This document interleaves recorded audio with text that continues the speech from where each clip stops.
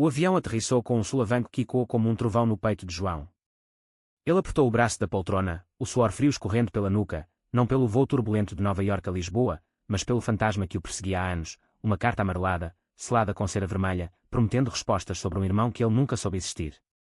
Ao descer a escada rolante do terminal, seus olhos castanhos varreram a multidão, e pararam em um homem idêntico a si mesmo, como se o espelho tivesse ganhado vida, segurando uma placa com o nome João Ferreira. O desconhecido piscou, o rosto pálido, e murmurou: "Você. É mesmo você." João congelou, o coração martelando como as ondas do Tejo contra os penhascos de Cascais. Ele havia voado para Portugal impulsionado por um testamento obscuro de uma avó que nunca conhecera, uma mulher rica de Sintra cujos segredos familiares se entrelaçavam com as videiras antigas de uma propriedade escondida. Mas agora, ali estava Pedro, o nome na carta, com os mesmos cabelos ondulados, o mesmo queixo quadrado, os mesmos olhos que carregavam o peso de uma herança negada. "Eu sou seu irmão", disse Pedro, a voz rouca, estendendo a mão trêmula. "E mamãe?" Ela mentiu para nós dois. Eles saíram do aeroporto em um táxi amarelo que cortava o tráfego caótico de Lisboa, o arco da Rua Augusta erguendo-se ao fundo como um portal para o passado. João, com 32 anos, era um designer gráfico em Manhattan, vivendo uma vida discreta como gay, escondendo seu coração de um mundo que ainda sussurrava julgamentos nas ruas de pedra de Alfama. Ele havia saído do armário aos 20, mas o preço fora alto, a família adotiva nos Estados Unidos o expulsara, deixando cicatrizes que ele cobria com sorrisos falsos em bares de Chelsea.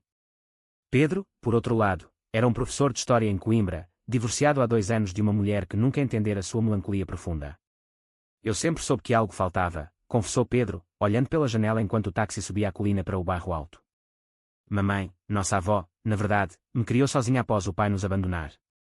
Ela disse que você era um erro que ela corrigira, mandando você para longe.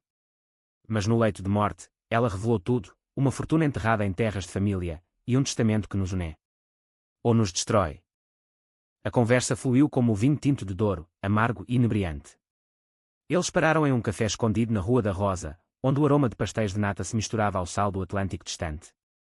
João contou sobre sua vida, os namorados efêmeros, a solidão disfarçada de independência, o medo de amar de verdade em um mundo que via sua orientação como uma fraqueza. Pedro ouviu, os olhos úmidos, e compartilhou sua própria dor, o casamento forçado para agradar a família conservadora de Portugal, a depressão que o consumira após o divórcio. "Eu não sou como você, João", disse ele baixinho, "mas sinto o mesmo vazio. Talvez por isso a avó nos separou, ela temia que nosso sangue defeituoso, como ela chamava, contaminasse o nome Ferreira." O testamento, lido por um advogado idoso via Zoom na noite anterior, prometia uma mansão em Sintra, vinhedos prósperos e joias antigas, mas com uma cláusula cruel: para herdar, os irmãos deveriam provar unidade familiar perante um tribunal familiar, expondo segredos que podiam arruinar suas vidas. Naquela noite, hospedados em um pequeno hotel no Chiado, João não dormiu. Ele andava pelo quarto, o piso de azulejos frios e quando seus passos ansiosos. Pedro bateu à porta às 2 da manhã, carregando uma garrafa de Porto. "Não consigo parar de pensar nisso", disse ele, sentando-se na cama desfeita. A avó escondeu não só dinheiro, mas verdades. "Nosso pai. Ele era como você, João. Gay. E por isso, ela o expulsou, separando-nos ao nascer." As palavras caíram como pedras no oceano, criando ondas de raiva e alívio. João sentiu as lágrimas quentes escorrerem, pela primeira vez, sua identidade não era um fardo solitário, mas uma ponte para o irmão. Eles brindaram em silêncio, o Porto queimando a garganta, selando um pacto, desvendar a fortuna juntos, enfrentando os fantasmas da família. Amanheceu com chuva fina sobre Lisboa, transformando as ruas em rios prateados. Eles pegaram um trem para Sintra, as montanhas enevoadas desfilando como páginas de um livro antigo. No caminho, Pedro mostrou fotos antigas, à avó, Dona Isabel, em um vestido de seda preta, posando diante de uma mansão gótica coberta de era. Ela era rica, mas mesquinha, explicou Pedro. Casou-se por dinheiro, mas amava nosso pai em segredo. Quando ele fugiu com um amante para o Brasil, ela vingou-se-nos. João tocou a foto, sentindo um arrepio, os olhos da avó eram os dele, frios e calculistas. Chegando à propriedade, Quinta das Sombras, o portão enferrujado rangeu como um lamento. A casa era um labirinto de salas poeirentas, quadros de ancestrais olhando com desdém. No porão, atrás de uma estante falsa, encontraram o primeiro indício, um baú de madeira com cartas amarradas por fitas vermelhas. "Leia isso", disse Pedro, entregando-uma a João. Eram palavras do pai: "Meus filhos, o ouro não está nas vinhas, mas no amor que neguei. Procurem no Jardim das Rosas, onde enterrei meu coração." O jardim era um caos de espinhos e pétalas murchas, mas ali, sob uma estátua de São Sebastião, padroeiro dos perseguidos, cavaram e encontraram uma caixa de prata. Dentro, não joias, mas um diário, páginas que narravam o amor proibido do pai, as noites em segredo nos becos de Lisboa, a traição da avó que o delatara à polícia nos anos 70, durante a ditadura de Salazar. João leu em voz alta, a voz embargada, enquanto Pedro chorava abertamente. Ele era como eu, sussurrou João. E morreu sozinho, acreditando que nos abandonara. A revelação os uniu mais, mas também acendeu medos. O advogado ligara mais cedo, avisando que parentes distantes, tios conservadores de Porto, contestavam o testamento, alegando que pecados modernos invalidavam a herança. De volta a Lisboa, o conflito escalou. Em um jantar no Time Out Market, Pedro apresentou seu melhor amigo, Miguel, um artista de rua de 28 anos, com tatuagens de ondas nos braços e um sorriso que iluminava o salão. Miguel era abertamente gay, ativista em marchas do orgulho em Lisboa, e seus olhos fixaram em João com uma intensidade que fez o ar crepitar. Pedro me contou tudo, disse Miguel, servindo pratos de bacalhau à brás. Vocês dois são como heróis de uma novela de Camões, amor, traição, tesouros perdidos. A conversa fluiu fácil, risadas e quando entregarfadas, mas João sentiu uma faísca. Miguel representava o que ele sempre quisera, liberdade sem máscaras. Pedro observava, um sorriso triste nos lábios. Eu invejo vocês, confessou ele mais tarde, enquanto caminhavam pelo Tejo ao luar. Meu divórcio me deixou vazio. Talvez eu seja diferente também. Mas como dizer em uma família que ainda reza o terço contra esses pecados? A tensão explodiu no dia seguinte. Os tios chegaram de Porto, um casal rígido de 50 anos, Dona Clara e seu António, batendo à porta do hotel com olhos acusadores. Esse testamento é uma farsa, gritou Dona Clara, agitando papéis. Isabel nos prometeu tudo. E agora, um americano degenerado, gay, pelo que ouvi, reivindica. Portugal não tolera isso. Pedro defendeu João com fúria, mas as palavras cortaram fundo. Você, Pedro, sempre fraco, se aliando a isso. Sua ex-mulher tinha razão em deixá-lo. João saiu correndo para as ruas chuvosas do Chiado, o peito apertado, sentindo o peso da rejeição familiar como uma âncora. Miguel o encontrou em um bar escondido, o Cervejaria Ramiro, e o abraçou sem palavras. Eles não definem você, murmurou Miguel, os lábios roçando a orelha de João. Naquele momento, o beijo veio, suave, urgente, como uma promessa de refúgio. Não era luxúria, mas conexão, dois corações feridos se reconhecendo nas sombras da sociedade portuguesa, onde o amor ainda lutava contra ecos de Inquisição. Enquanto isso, Pedro mergulhava nos arquivos da avó em uma biblioteca em Belém.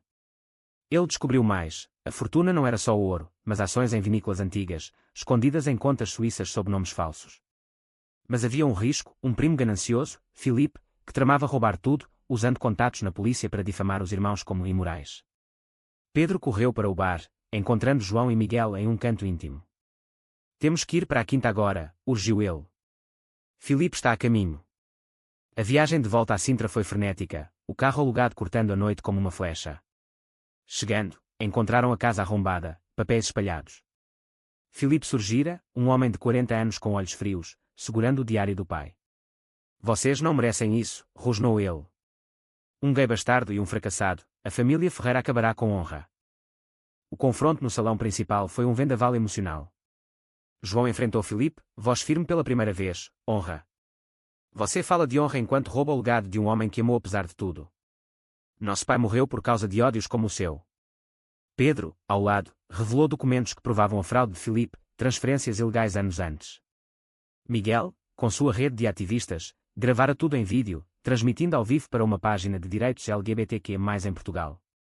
A polícia chegou minutos depois, alertada pelo advogado, e Filipe foi algemado, gritando maldições. Mas o verdadeiro clímax veio no jardim, sob a estátua de São Sebastião. Os irmãos cavaram mais fundo, encontrando a fortuna, não só joias, mas uma carta final do pai, endereçada a eles. Meus amores, o tesouro é a verdade. A mãe sem medo. Eu falhei, mas vocês podem vencer. Dias passaram em uma calmaria reflexiva. A herança foi validada pelo tribunal, as vinhas de dor florescendo sob novos donos, os irmãos, juntos. João e Miguel aprofundaram seu romance, passeios de mãos dadas pelo castelo de São Jorge, sussurros de futuro em noites de fado melancólico no bairro Alto. Pedro, inspirado, começou a explorar sua própria identidade, encontrando apoio em grupos de aliados em Coimbra. Você me salvou, irmão, disse ele a João em uma despedida no aeroporto, meses depois. Não só a fortuna, mas a família que merecemos. João sorriu, abraçando-o forte, o avião decolando para Nova York, mas agora, com Miguel ao lado, prometendo visitas. Portugal, com suas colinas eternas e seus segredos desenterrados, tornara-se não um fim, mas um começo, de amor sem correntes, de laços que o preconceito não podia romper. Mas a história não terminava ali. Anos depois, em uma reviravolta que ninguém previra, Pedro recebeu uma carta do Brasil, do amante do pai, ainda vivo, com uma filha secreta. A família Ferreira crescia, tecendo novas teias de afeto e perdão, provando que fortunas verdadeiras nascem do coração, não da terra. O sol de verão filtrava através das persianas do quarto de hotel em Lisboa, pintando listras douradas no corpo adormecido de João. Ele acordou com o som distante de gaivotas sobre o Tejo, mas o peso no peito permanecia, a herança, o irmão, o amor incipiente com Miguel. Ontem, após a prisão de Filipe, eles haviam comemorado em uma tasca no Moraria, brindando com aguardente histórias de resiliência. Miguel, com sua energia contagiante, contara sobre sua infância em Faro, no Algarve, onde aprendera a pintar murais escondendo mensagens de orgulho que erram nas ondas do mar. Arte é rebelião, dissera ele, traçando os dedos no braço de João. Agora, sozinho, João se perguntava se merecia tal luz. Sua vida em Nova Iorque era cinzenta, marcada por apps de namoro frios e empregos que sugavam a alma. Pedro ligou cedo, a voz animada: vem para Coimbra. Encontrei mais pistas na universidade. Arquivos coloniais, nosso pai viajou para a África, talvez lá esteja o elo final da fortuna. João hesitou, mas Miguel insistiu: vai. Eu cuido das vinhas em Sintra enquanto isso. E à noite? Espero com fado e vinho. O beijo de despedida no hall do hotel foi elétrico, um lembrete de que o amor, mesmo novo, podia ancorar uma alma à deriva. O trem para Coimbra serpenteava pelas planícies do Mondego, João revisando o diário do pai, entradas sobre amores fugidios em Luanda, Angola, durante os anos da independência, onde o colonialismo português deixara cicatrizes profundas. Ele era um explorador de corações, não de terras, murmurou João para si mesmo. Em Coimbra, a cidade das 1000 torres e estudantes de capa negra, Pedro o recebeu na estação com um abraço efusivo. Eles caminharam pelas ruelas íngremes até a universidade, o ar carregado de jasmim e história. Na biblioteca joanina, um labirinto de livros encadernados em couro, Pedro desenterrou um mapa amarelado, rotas comerciais do século XVIII, marcadas com símbolos que batiam com as anotações do pai. Veja aqui, apontou Pedro, um esconderijo em uma caverna perto de Tomar, o Templo dos Cavaleiros. A avó usou isso para ocultar ações durante a Revolução dos Cravos. Mas enquanto estudavam, um zelador idoso se aproximou, olhos estreitados. Ferreira. Vocês são os netos de Isabel. Cuidado, há quem ainda caça esses segredos. As palavras gelaram o sangue de João, e quando as ameaças de Filipe. A viagem a Tomar foi tensa, o carro alugado devorando estradas sinuosas sob um céu de chumbo. O convento de Cristo erguia-se como uma fortaleza medieval, suas paredes sussurrando lendas de templários e tesouros amaldiçoados. No crepúsculo, eles desceram um vale escondido, a caverna iónica como uma boca faminta. Lanternas em punho, penetraram nas entranhas da terra, o eco dos passos misturando-se ao gotejar da água. Aqui, sussurrou Pedro, apontando uma fenda. Dentro, caixas de metal enferrujadas continham não ouro, mas títulos de propriedade, terras em Moçambique, ainda valiosas pós-independência, e um colar de esmeraldas que o pai roubara de um amante rico para financiar sua liberdade. João tocou as pedras frias, sentindo o pulsar de gerações, amor comprado com traição, herança manchada por colonialismo. Mas o êxtase durou pouco.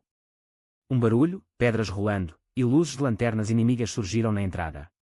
Era o zelador, não sozinho, ao lado dele, um homem de terno escuro, primo distante chamado Vasco, aliado de Filipe. Vocês acham que podem roubar o que é nosso? Rosnou Vasco, sacando um revólver antigo. O coração de João disparou. Ele empurrou Pedro para trás de uma estalagmite, o ar úmido cheirando a medo. Isso não é roubo, é justiça, gritou João, voz e quando. Pedro, tremendo, jogou uma pedra, distraindo-os o suficiente para João ligar para Miguel. Socorro, Tomar, caverna. Segundos se arrastaram como horas, tiros e quando, não letais, mas aterrorizantes, até sirenes distantes encherem o vale. Miguel chegou com reforços, ativistas locais, alertados via rede social, e a polícia de Leiria. Vasco e o zelador foram detidos, os documentos confiscados como prova. Nos braços de Miguel na saída da caverna, João desabou. Eu pensei que perderia tudo de novo. Miguel o beijou na testa, sujo de terra. Você tem a mim agora. E Pedro? Isso é mais que fortuna. De volta a Lisboa, o quarteto, irmãos e amantes, planejou o futuro. Pedro, inspirado pela bravura, confessou a Miguel em particular: eu acho que gosto de homens também. Sempre reprimi. Miguel sorriu, abraçando-o como irmão. Então vamos juntos ao orgulho no Porto. Sem segredos. A notícia da descoberta vazou para a imprensa. Irmãos Ferreira resgatam herança colonial e enfrentam preconceito moderno. Artigos em jornais como o Público destacavam João como o neto gay que uniu a família dividida, mas comentários online ferviam com ódio, degenerados profanando a história portuguesa. Dona Clara, a tia de Porto, ligou furiosa, deserdando Pedro publicamente. Ele chorou no ombro de João, mas ergueu a cabeça: chega de silêncio. Juntos, eles doaram parte das terras moçambicanas para uma ONG de direitos que era na África, transformando maldições em bênçãos. Enquanto isso, o romance de João e Miguel florescia como as azáleas de Sintra. Noites em um apartamento alugado no Príncipe Real, onde bandeiras arco-íris tremulavam nas varandas, eles cozinhavam cataplana e sonhavam com viagens, talvez ao Brasil, rastreando o amante do pai. Mas uma sombra pairava, o colar de esmeraldas atraíra colecionadores duvidosos, e uma carta anônima chegou: entrego, ou exponho seus vícios. O medo de exposição, João perdendo clientes em Nova York, Pedro sua posição na universidade, os uniu em vigilância constante. Outono tingia as folhas de carvalho em tons de âmbar ao redor da Quinta das Sombras, e João sentia o peso da estação em seus ossos. 3 meses após tomar, a vida estabilizara superficialmente, as ações valiam milhões, divididas equitativamente, permitindo que Pedro restaurasse a mansão e João financiasse uma galeria de arte que era em Lisboa com Miguel. Mas as noites eram assombradas por sonhos: o pai, um vulto indistinto em um porto angolano, acenando com mãos ensanguentadas. Você ainda não achou tudo? Sussurrava o sonho. Acordando suado, João encontrava Miguel dormindo ao lado, o peito subindo e descendo em ritmo calmo, um farol em sua tempestade interna. Uma manhã, enquanto caminhavam pelo Palácio da Pena em Sintra, cores vivas contrastando o céu nublado, Pedro chegou ofegante de Coimbra. Outra carta do pai, escondida no forro de uma mala na quinta. Eles correram de volta, o vento uivando como um presságio. No sótão poeirento, rasgaram o tecido e encontraram um envelope selado: instruções para uma ilha nos Açores, onde o pai escondera o coração da família durante exílio autoimposto. Terceiro tesouro, murmurou João. Por que tantos segredos? Pedro, olhos brilhando, respondeu: porque o amor dele era assim, camadas sobre camadas, para proteger o que importava. A viagem aos Açores foi uma odisseia de ferro e avião, pousando em São Miguel com o cheiro de ananás e enxofre vulcânico. Alugaram um jipe e rumaram para a costa setentrional, onde falésias negras se erguiam contra o Atlântico furioso. Miguel, que insistira em vir, segurava a mão de João enquanto dirigiam: isso é aventura, amor. Como nosso relacionamento, incerto, mas belo. Pedro, no banco de trás, sorria, mas João notava sua inquietude. Desde a confissão em Lisboa, Pedro flertava timidamente com um colega de universidade, um historiador de Beja chamado Rafael. Ele me faz sentir vivo, admitira Pedro na véspera. João incentivava, aliviado em ver o irmão florescer. A ilha os recebeu com névoa densa, guiando-os a uma enseada escondida perto de 7 cidades. Mergulhadores locais, contratados por Pedro, desceram às águas turquesas, emergindo horas depois com uma caixa impermeável. Dentro, um relicário de ouro com uma foto desbotada, o pai, jovem, abraçando um homem de traços africanos, e uma chave para um cofre em ponta delgada. Mas o verdadeiro choque veio com uma carta: filhos, este homem é Teófilo, meu grande amor. Ele tem uma filha de mim, sua meia-irmã, Ana, em Luanda. Encontrem-na. A fortuna final é dela também. João sentiu o mundo girar, uma irmã. O pai, em sua dor, construíra uma família fragmentada pelo oceano. De volta ao hotel em Ponta Delgada, com vulcões fumegantes ao fundo, eles debateram. Miguel abraçou João: isso complica tudo, mas enriquece. Pedro, prático, reservou voos para Angola. Mas antes, uma emboscada, no cofre do banco, não dinheiro, mas documentos. O pai financiara uma escola que era em Luanda nos anos 80, usando lucros de diamantes éticos. Valor: 10 milhões de euros. A notícia atraiu abutres. Vasco, solto sob fiança, enviou capangas para os Açores, confrontando os locais. Deem a chave, exigiu um brutamontes. Miguel, com astúcia de artista de rua, distraiu-os com um spray de tinta, enquanto Pedro e João fugiam para o ferry. A perseguição pelo mar foi caótica, ondas batendo como punhos, mas eles escaparam, chegando a Lisboa exaustos, mas invictos. Em casa, o descanso foi breve. Dona Clara reapareceu, não com raiva, mas lágrimas, eu errei, Pedro. Após o divórcio de você, vi como o ódio nos consome. Deixe-me ajudar. Era genuíno. Pedro atestou, convidando-a para um jantar com Rafael, o namorado novo. A tensão no ar era palpável, clara, devota, sentando-se à mesa com um homem que Pedro beijava abertamente. Eu apoio vocês, gaguejou ela, estendendo a mão. Era um passo tropico, frágil como uma folha de outono, mas real. João, assistindo, sentiu orgulho, a família se curava, camada por camada. Preparando-se para Angola, João e Miguel tiveram sua primeira briga séria.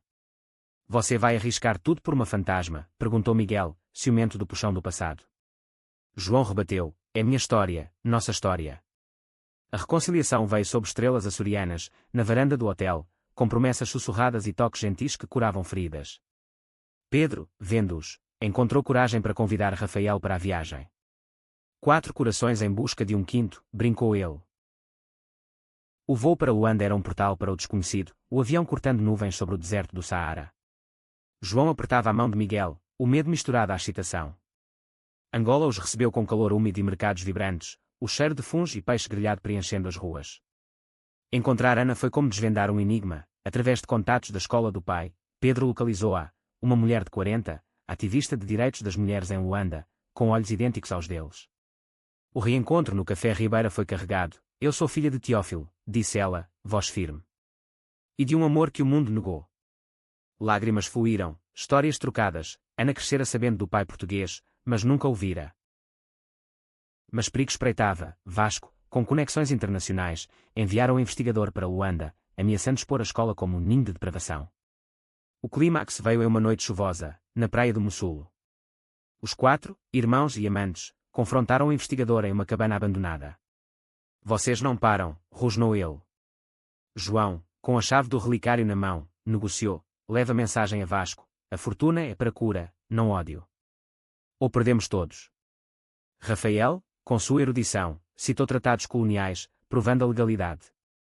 O homem recuou, mas não antes de uma ameaça final, a família Ferreira cairá. De volta à escola, Ana os guiou ao mural pintado pelo pai, cenas de diamantes entrelaçados, símbolos de resistência. Isto é o tesouro, disse ela. O dinheiro financia sonhos. Eles doaram anonimamente, selando o legado.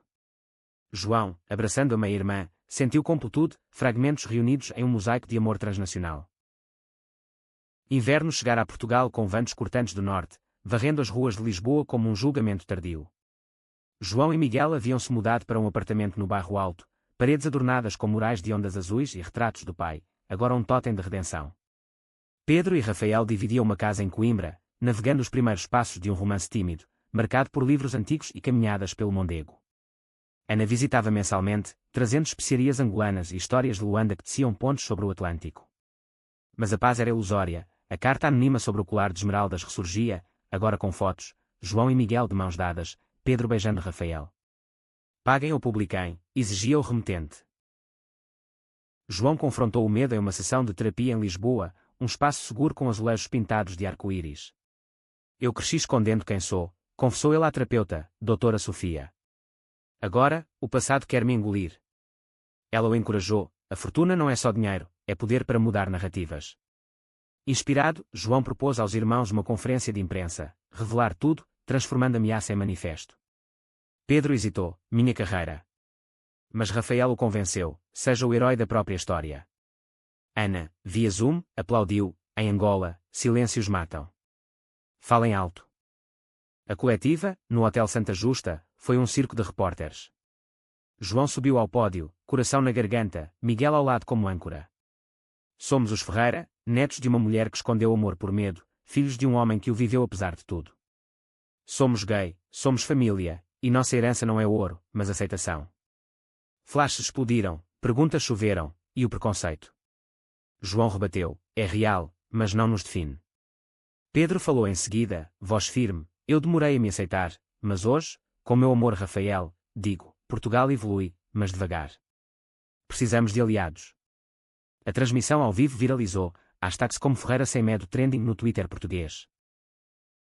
A backlash veio rápida, tios remotos em Porto boicotaram, igrejas conservadoras pregaram sermões contra a podridão moderna. Mas apoio surgiu, o presidente Marcelo Rebelo de Sousa tweetou parabéns, e uma petição por leis antidiscriminação ganhou milhões de assinaturas. Miguel, orgulhoso, pintou um mural na Praça do Comércio, silhuetas de irmãos entrelaçados contra o Tejo, com a legenda Amor enterrado, agora livre. Enquanto isso, uma reviravolta pessoal abalou Pedro. Rafael, em uma viagem a Beja para uma conferência, confessou uma dúvida: eu te amo, mas o escrutínio me assusta. Pedro, ferido, confrontou-a em uma ponte sobre o Mondego, neve fina caindo. É isso. Medo vence. Rafael chorou: não, eu tenho pânico de perder você para isso. A briga escalou, palavras cortantes como lâminas, terminando com Rafael partindo para o sul. Pedro desabou na quinta, chamando João: eu estraguei tudo. Como o pai. João voou para Coimbra, encontrando o irmão em uma taberna vazia, garrafa de vinho pela metade. Amor verdadeiro enfrenta tempestades, disse João, compartilhando sua própria quase briga com Miguel. Luto por ele. Dias depois, Pedro rumou a Beja, o jipe cortando campos de cortiça como veias da terra alentejana. Encontrou Rafael em uma vinícola, colhendo uvas tardias. Eu errei, fugi do medo, admitiu Pedro, ajoelhando na terra úmida. Rafael o ergueu, beijando-o sob o sol poente: então fique. Nós enfrentamos juntos. O reencontro foi catártico, uma noite de conversas nuas, onde Rafael revelou seu próprio passado, rejeitado pela família cigana por ser gay. Somos sobreviventes, murmuraram eles, selando com um anel simples de prata. Para João, o inverno trouxe calor em formas inesperadas. Miguel propôs uma exposição conjunta em Nova York, Nossas Histórias, em tela e código. João aceitou, mas antes, uma viagem surpresa a Évora, o círculo de pedras antigas, onde o pai meditara em juventude. Lá, sob o céu estrelado, Miguel ajoelhou: case comigo, João. Não por tradição, mas por nós. Lágrimas gelaram no rosto de João: sim, 1000 vezes sim. O noivado foi celebrado com Ana e Pedro via videochamada, taças de Porto erguidas em fusos horários diferentes. Mas o clímax se aproximava. O remetente das ameaças revelou-se, não Vasco, mas o advogado da avó, Sr. Mendes, um homem de 70 anos com dívidas de jogo. Ele os confrontou na quinta, revólver trêmulo na mão idosa. O colar é meu, financiou minha carreira, gritou. Os irmãos entraram em formação, João distraiu com palavras, Pedro flanqueou, Miguel gravou tudo. Sua ganância acaba aqui, disse João. A polícia, tipificada por uma denúncia anônima de Ana, chegou a tempo, Mendes algemado chorando: Isabel me prometeu. O colar, avaliado em 2 milhões, foi doado a um museu que era em Berlim, simbolizando liberação. Primavera brotou com renovo. O casamento de João e Miguel foi em Sintra, sob as rosas do jardim, com Pedro como padrinho e Ana como madrinha. Convidados, ativistas, família escolhida, até Dona Clara, redimida. Votos ecoaram: eu te escolho, em preconceitos e tesouros. Pedro e Rafael anunciaram planos para a adoção, um menino de rua em Coimbra. A fortuna, agora, financiava abrigos para jovens LGBTQ+ em Portugal e Angola. Anos fluíram como o Douro. João e Miguel dividiam tempo entre Nova Iorque e Lisboa, criando arte que inspirava. Pedro lecionava História Queer na universidade. Ana expandia a escola. E em uma carta final, encontrada em um baú esquecido, o pai escreveu: meus filhos, vocês desenterraram mais que ouro, desenterraram almas. A família Ferreira, outrora dividida, tornara-se inquebrável, prova de que amor, contra todas as ODS, prevalece.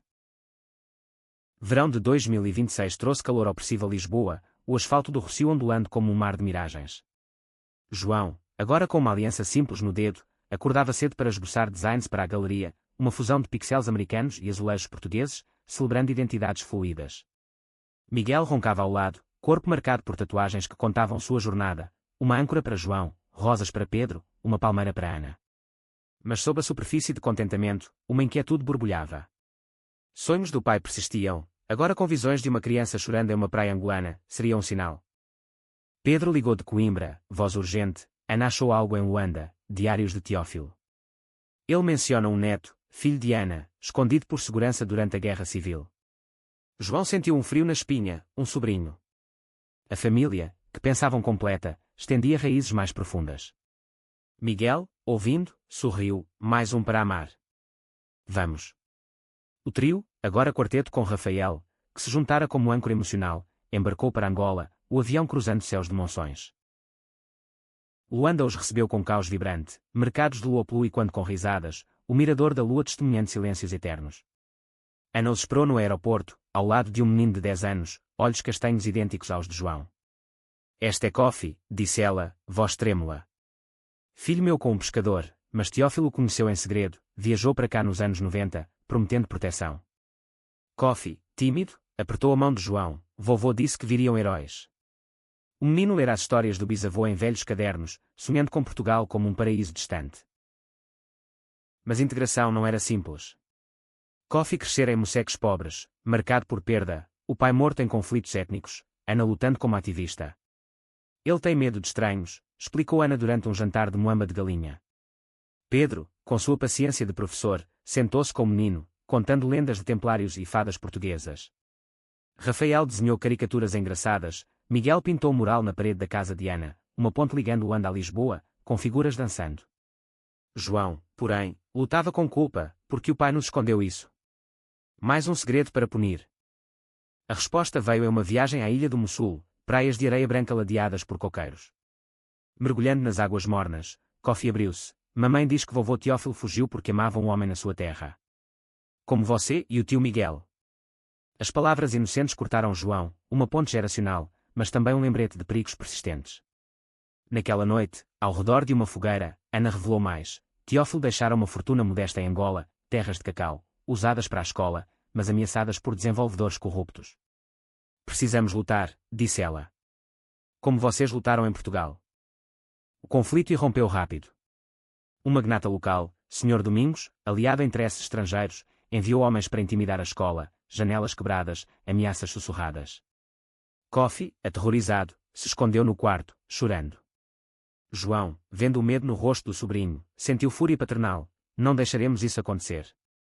Eles montaram defesa. Pedro pesquisou leis coloniais remanescentes, provando propriedade histórica. Rafael conectou com ONGs europeias. Miguel organizou um flash mob de arte de rua em Luanda, chamando atenção global. Ana liderou protestos locais. João, o elo transatlântico, escreveu um artigo para o New York Times, Herança Quer, de Lisboa a Luanda, o amor une continentes. O clímax veio em uma audiência pública no Palácio do Povo, ar-condicionado zumbindo contra o calor. Domingos, em terno impecável, alegou desenvolvimento necessário. Mas quando Coffee subiu ao pódio, voz miúda mas firme, esta escola é minha casa, onde aprendo sobre amor como o vovô, o salão silenciou. Testemunhos fluíram, alunos contando transformações, Ana expondo corrupção. A mídia internacional, alertada por Miguel, transmitiu ao vivo. Domingos recuou, terras salvas por uma decisão judicial. De volta à escola, sob o mural de Miguel, eles celebraram com dança kuduro, corpos suados em uníssono. Coffee abraçou João, você é meu herói agora. O menino ficaria com Ana, mas visitas a Portugal foram prometidas, uma família binacional, tecida por fios de resiliência. Pedro e Rafael, vendo Coffee, aceleraram planos de adoção, encontrando um menino similar em Coimbra. Em Lisboa, o outono trouxe reflexões. João e Miguel, exaustos mas plenos, caminharam pelo Jardim da Estrela. Nossa jornada começou em um aeroporto, disse João. Agora, abrange oceanos. Miguel riu, e ainda há mais, quem sabe o que o pai escondeu no Brasil. Mas por ora, paz reinava. Dona Clara visitou, trazendo doces de Porto e um pedido de perdão final a Coffee via foto. A cura era lenta, mas inexorável. Uma carta chegou de Nova York, um produtor queria adaptar sua história em filme, Irmãos do Tejo, um drama que era de superação. João sorriu, assinando o contrato. A fortuna, em todas as formas, multiplicava-se em narrativas que inspiravam. O ciclo das estações completava-se em Portugal, com a primavera de 2027 florescendo em profusão nas encostas de Douro. A Quinta das Sombras, agora um centro de retiros para artistas pulsava com vida, murais de Miguel nas paredes, vinhas restauradas por Pedro, visitas de Ana e Coffee enchendo os jardins de risadas infantis.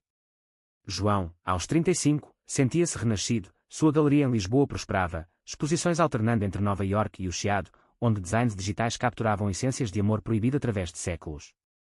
Mas uma carta do Brasil, pós-mar de Salvador, agitou as águas calmas. Filhos de Manuel Ferreira, venham. Há mais um pedaço do quebra-cabeça, e uma ameaça que nos une. O pai, Manuel, emigrara para o Brasil nos anos 70, fugindo da ditadura salazarista com Teófilo. Lá, tiveram um caso breve com uma baiana, resultando em outra filha, meia-irmã deles, Lúcia, agora uma sambista de 45 em uma favela do Pelourinho. A carta era dela, Manuel me contou de vocês antes de morrer. Mas seu primo Vasco, ele veio aqui, procurando o tesouro final. Um diário com mapas para uma herança espanhola, escondida na Madeira. A família, mais uma vez, mobilizou-se. Pedro e Rafael cancelaram aulas, Ana trouxe coffee, ansioso por aventura, Miguel empacotou tintas. João, coração acelerado, reservou voos, primeiro Salvador, depois Madeira. O Brasil os envolveu em calor úmido e ritmos de samba. Salvador, com suas ladeiras coloridas e cheiro de acarajé, era um carnaval perpétuo. Lúcia os recebeu em uma casa modesta no Pelourinho, pele morena como o cacau, olhos verdes herdados do pai. Ele cantava fados para mim, disse ela, servindo cachaça. Contava de 2 filhos em Portugal, perdidos por amor. Abraços selaram o laço, coffee encantado com as bonecas de fitas. Mas tensão subjacente, Vasco, livre novamente por laços políticos, tramava de longe, enviando espiões para roubar o diário, páginas que revelavam ações em companhias de vinho madeirense, valendo 15 milhões, mas também confissões íntimas de Manuel sobre sua bissexualidade, amores em 3 continentes. A viagem à Madeira foi épica, voo para Funchal, carro alugado serpenteando levadas íngremes, o Atlântico rugindo abaixo. A ilha, Laurisilva antiga e picos basálticos, parecia um sonho febril. Lúcia guiou-os a uma casa de família em Porto Muniz, onde o diário fora escondido em um poço seco. Aqui, disse ela, erguendo o volume encadernado em couro de jacaré. Páginas fluíam, Manuel descrevendo noites de capoeira com amantes brasileiros, fugas de perseguidores portugueses, o nascimento de Lúcia como luz no exílio.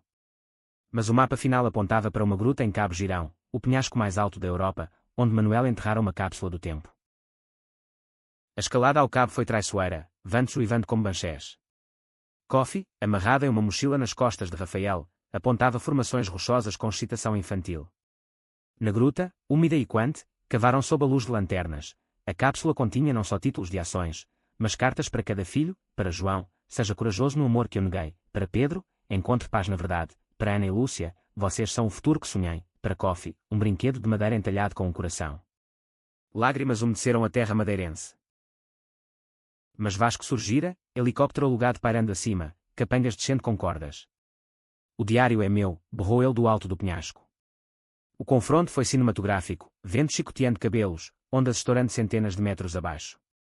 Miguel, com drone de filmagem, capturou tudo, transmitindo para autoridades portuguesas.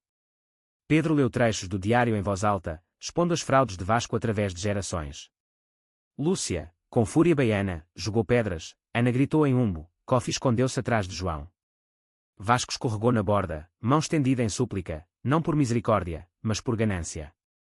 A polícia madeirense chegou via helicóptero, prendendo-o enquanto ele gritava, vocês ruíram tudo. Com Vasco neutralizado para sempre, condenado por extorsão internacional, a família celebrou em Funchal. Um banquete de espetada e bolo do caco, samba misturando safado, Lúcia cantando, mas que nada, com voz rouca. Coffee dançava entre pernas adultas, o círculo completo, 5 irmãos, amantes e um menino, unidos por sangue e escolha. As ações foram vendidas, fundos divididos para causas, abrigos em Salvador, escolas em Luanda, galerias em Lisboa. De volta a Portugal, o epílogo se desdobrou em quietude. João e Miguel adotaram formalmente Coffee durante verões, Pedro e Rafael criaram uma fundação para a história familiar que era. Ana e Lúcia colaboraram em um documentário, Tesouros Enterrados, vencedor em Cannes. Dona Clara, agora avó honorária, tricotava para Coffee em Porto. Em uma noite de estrelas no jardim da quinta, João ergueu uma taça, pelo pai, e por nós, que desenterramos o impossível. Risos ecoaram, amores entrelaçados. A fortuna, afinal, era esta, corações livres, laços inquebráveis, uma herança de superação contra o ódio. E assim, sob o céu português eterno, a família Ferreira dançava para o futuro.